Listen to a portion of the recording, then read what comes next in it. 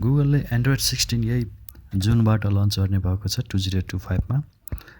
अनि पहिला चाहिँ बेटा भर्सनमा टेस्टिङहरू भइरहेको थियो अनि अहिले चाहिँ फाइनल भएको छ अनि यो जुनमा चाहिँ लन्च हुने भएको छ।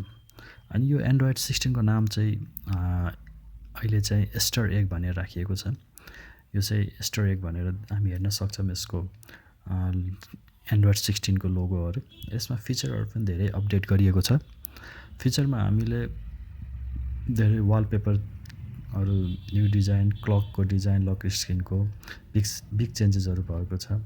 अनि स्ट्याटस बारहरू अनि हाम्रो मोबाइलको लक स्क्रिनमा पाइने app switcher, app drawer, status bar changes अनि प्लस यसमा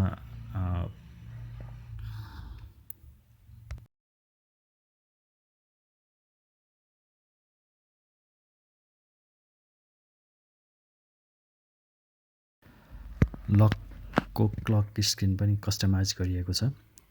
प्लस वालपेपरको म्याजिक पोर्ट्रेटहरू एड गरिएको छ इन्क्लुडिङ वेदर इफेक्ट्स अनि plus customise notification in compact हामी हेर्न सक्छौँ।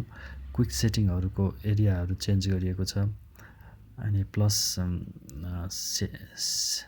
सेटिङमा पनि स्लाइड चेन्जेसहरू गरिएको छ हामी हेर्न सक्छौँ। अनि एप इन्फो पेजेसमा पनि अपडेट गरिएको छ हेर्न सक्छौँ।